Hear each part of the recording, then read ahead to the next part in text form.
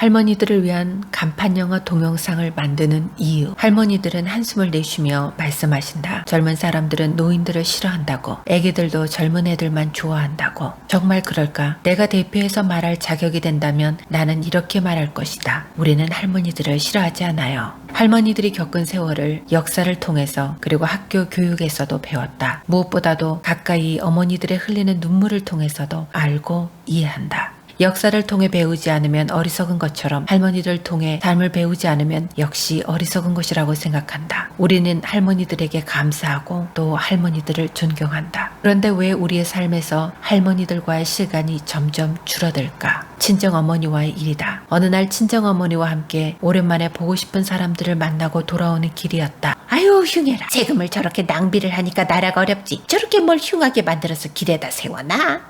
방금 전에 맛있게 먹은 음식과 행복한 기억이 다 사라질 정도의 분위기였다. 조형물의 90% 정도는 천을 표현한 플라스틱으로 덮였다. 그 아래에는 동물의 4발이 있었다. 옆에는 아주 작은 강아지 같은 동물이 있었다. 그러니까 그 천은 아주 큰 동물의 몸을 덮고 있는 것이었다. 그 천 맨 위에는 작은 아이가 서 있었으며 그 옆에는 꽃 한 송이가 있었다. 어머니에게는 흉물스러워 보이는 이것은 서양의 아주 유명한 이야기를 표현해 놓은 것이다. 작은 동물은 여우고 발만 보이는 동물은 코끼리고 아이는 왕자라는 이야기를 들은 어머니는 아이 그런 거 몰라도 잘 살았어 하시며 다른 이야기로 넘어간다. 같이 사는 시어머니와의 일이다. 남편과 차를 타고 한강을 지나가다 좋기 20층은 되어 보이는 빌딩 한 면 전체에 그려진 한 여자의 그림을 보았다. 시어머니가 그 여자가 저 회사에서는 중요한 사람인가 보다. 우리는 순간 당황했다. 그 여자는 마리아였다. 아마도 카톨릭 건물인 것 같았다. 그것을 설명하며 웃는 동안 우리의 모습에 어머니는 솔직히 자존심이 상한다고 아들 며느리 기분을 살피시며 조심스럽게 말씀하셨다. 나는 어른들과 식사할 때마다 반찬 만드는 법과 또 반찬 만드는 법과 계속 반찬 만드는 법 같은 이야기에 대화의 입을 닫아버리는 경향이 있다. 길을 걷다 보면 반찬 만드는 이야기를 하는 할머니들을 쉽게 만난다. 나는 슬쩍 자리를 옮긴다. 몰라도 잘 살아왔다는 친정어머니와 물어보지만 자존심도 상한다는 시어머니에게 나는 어떻게 무엇을 할 수 있을까? 게다가 나마저 좀 독특한 성향이 있으니 우리가 함께 할 수 있는 이야기는 지난날 고생한 이야기와 반찬 이야기밖에 없는 것일까?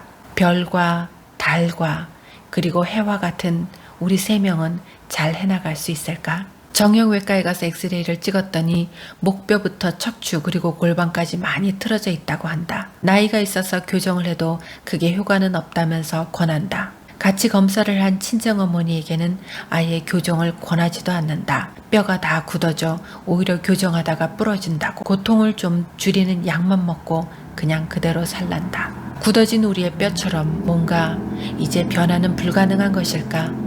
할머니들에 대한 존중함에 상처를 주지 않으면서 길을 찾을 수는 없을까? 약 20년을 외국에서 살다 시어머니와 살기 시작한 지 3년이 넘어간다. 친정어머니는 딸 근처에서 초등학교를 다니기 시작한 지 1년이 넘어간다. 코로나로 사람 많은 카페에 못 가게 하는 두 어머니 덕에 작업도 집에서 하면서 집에서 유튜브를 보는 시간이 많아졌다. 비록 뱃살은 늘어도 나는 집에서도 일하고 즐기고 배울 방법이 있었다. 그런데 두 어머니는 상황이 달랐다. 학교도 문을 닫았고 죄송하지만 내가 약장사 아저씨라고 표현하는 방문 의료기기점도 닫았다. 낮에 며느리가 없어서 할머니들이 편히 놀러 오시던 우리 집에는 아무도 오지 않았다. 두 어머니와 우리 집에 모여 함께 식사하는 시간은 늘었지만 이야기의 대부분은 역시 고생한 이야기와 반찬이다. 함께 보내는 시간은 늘었지만 질적으로는 제자리다. 나는 분명 어머니들과 함께 할 수 있는 이 귀한 시간이 지나가면 엄청 많이 후회할 것을 안다. 그건 불보듯 뻔하다. 부모가 돌아가시면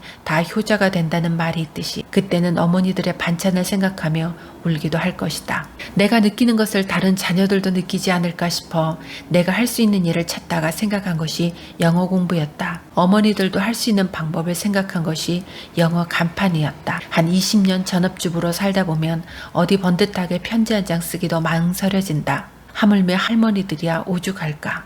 일상에서 매일 보며 사용하는 간판으로 영어를 하다 보면 굳이 공책에 쓰지 않아도 자연스럽게 공부하게 되고 또 관련된 것들을 접하게 될 것이라는 생각이다. 그러다 보면 젊은 세대와의 통로가 생길 거라는 기대를 가지고, 그러나 아무리 권해도 안 하신다고 그래도 밀고 나가야겠다는 의지가 코로나 사태를 타고 유튜브 방송으로 시작된 것이다. 컴퓨터는 문서 작성과 파워포인트만 사용할 줄 알던 터라 영상 제작가 필요한 공부를 다시 했다. 낯선 언어에 편두통이 생기고 눈이 아팠다. 마침내 컴퓨터가 생기면서 만지다가 고장나도 괜찮다는 편안한 마음으로 배울 수 있었다. 이 자리를 빌어 항상 나의 일에 적극적인 자세와 지원을 해주는 남편에게 깊은 감사를 한다. 선배 유튜버들의 영상으로 약 한 달의 준비 기간을 통해 핸드폰도 촬영이 가능한 것으로 바꾸고 다른 도구들도 준비했다. 어설프지만 어머니들에게 남은 시간 때문에 조급한 마음으로 무작정 시작했다.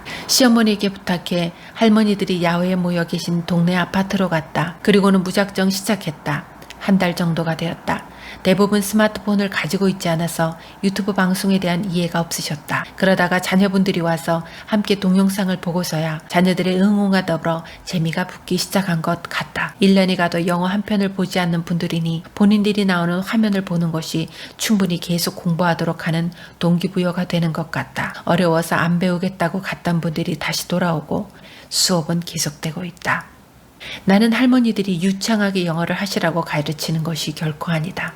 영어와 친해지는, 그러니까 요즘 말로 썸 타는 정도로 만족한다. 영어는 도구일 뿐 최소한 다른 세대와 단절되지 않기를 바란다. 반찬 이야기 말고, 그리고 살아온 아픈 세월 이야기 말고도 아들, 딸들과 할 수 있는 이야기가 있기를 바란다. 커피라는 단어를 배우고 커피에 관한 이야기를 들으셨으니 이제는 카페를 지나실 때 저 비싼 걸 왜 먹어? 하지 마시고 아들, 며느리, 딸 사위에게 너는 아이스 라떼 좋아하니? 라고 물어보시고 한 잔 사 먹으라고 5,000원도 주시고, 영 입에 안 붙는 말이지만 핸드폰이라는 말을 쓰셨듯이 손자들 앞에서 스마트폰이라는 단어도 써보시고 할머니들이 꼭 기억해 주시기를 바란다. 우리는 할머니가 싫은 것이 아니고 재미가 있었으면 좋겠다고.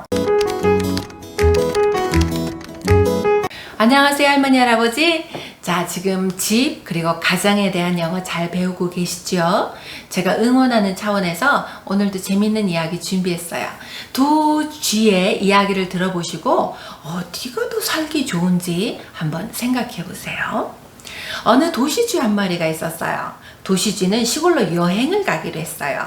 그래서 멋있게 양복을 뽑아 입고, 그리고 구두를 바짝바짝하게 광을 내고, 그리고 신선하면 여기 주머니에 손수건 하나는 꽂아야죠. 그리고 모자를 멋지게 쓰고 지팡이 하나를 탁 들고 시골로 여행을 갔어요.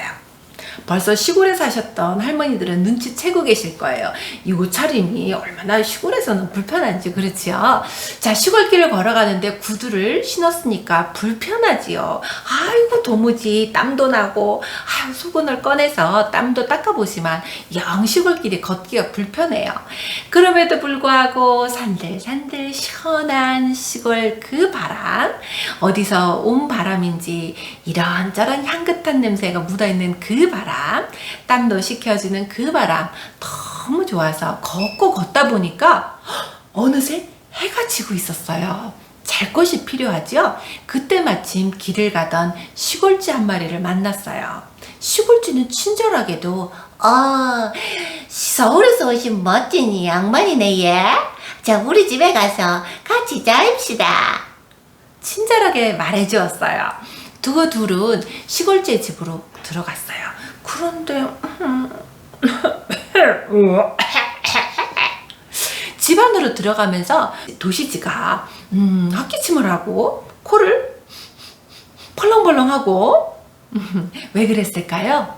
그래요. 시골에 가면 시골 특유의 독특한 냄새가 있어요. 뭐 된장 냄새도 있고 고추장 냄새도 있고 간장 냄새도 날까요?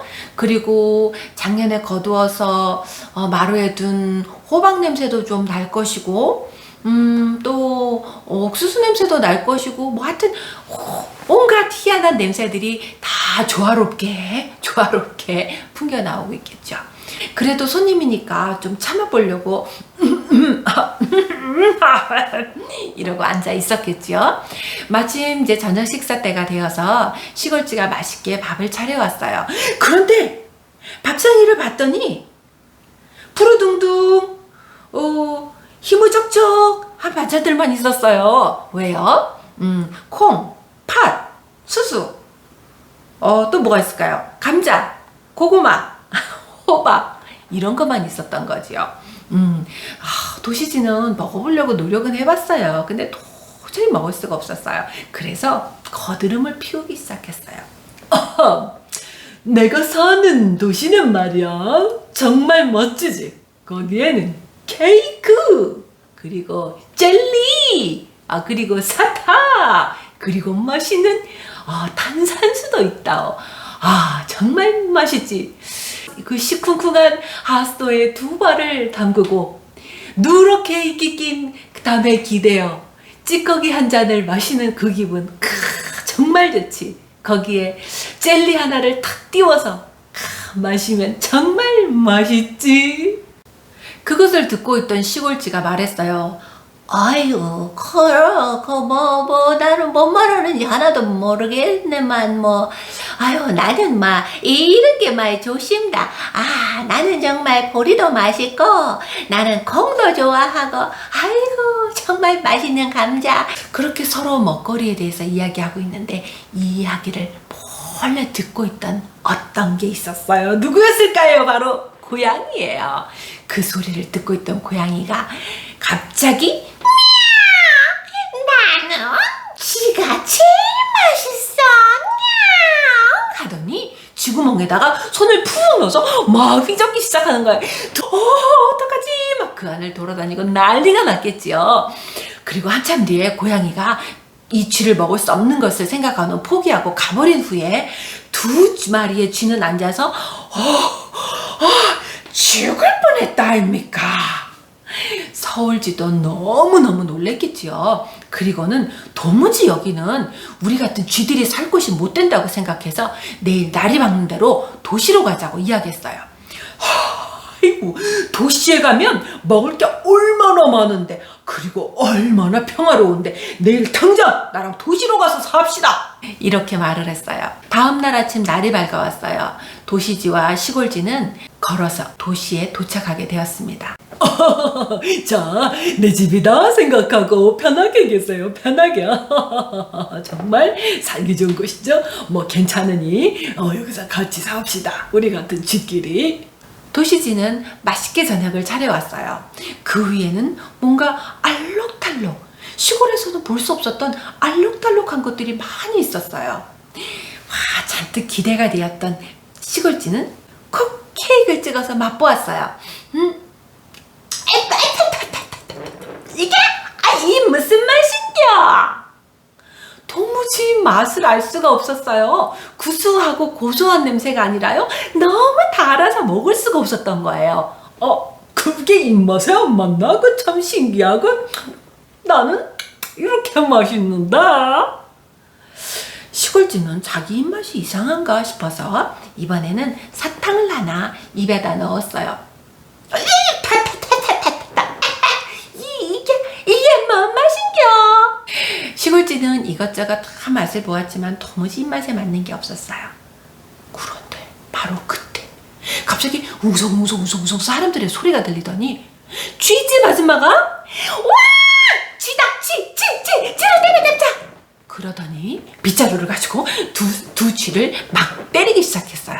두 쥐는 깜짝 놀라서 쥐구멍 속으로 쏙 들어가 부엌에서 벌어졌던 파티는 끝이 나버렸어요. 시골쥐는 덜덜덜 떨고 있었어요.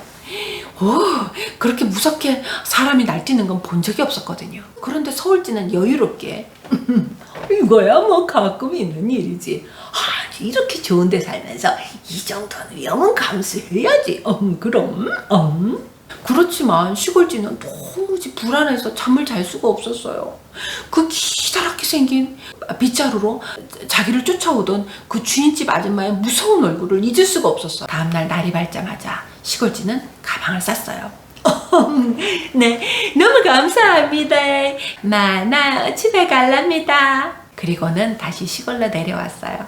시골에 와서 호박 사이에 감자 사이에 팔다리를 쭉 펴고 역시 내 집이 제일 좋다, 이렇게 말했대요. 오늘 배울 알파벳은 굉장히 간단합니다. O, 끝이네요. 큰형 O가 너무 쉬웠는데 동생이 어떻게 생겼나 궁금하죠? 가봅니다. 큰형, 동생은요 너무 쉬워요. 그냥 조그맣게만 그리면 돼요. 동생 O, 동생 O. 홈, 오늘 배운 단어죠?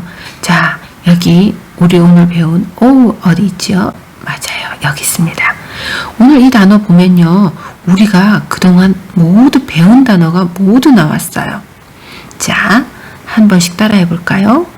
H, 우리 배웠죠? O, 오늘 배웠어요.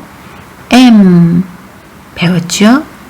E, 역시 배운 단어예요. House, 역시 배운 단어죠? 집이라는 단어. O 어디 있어요? 그렇죠? 여기 있습니다. O, 잘하셨어요.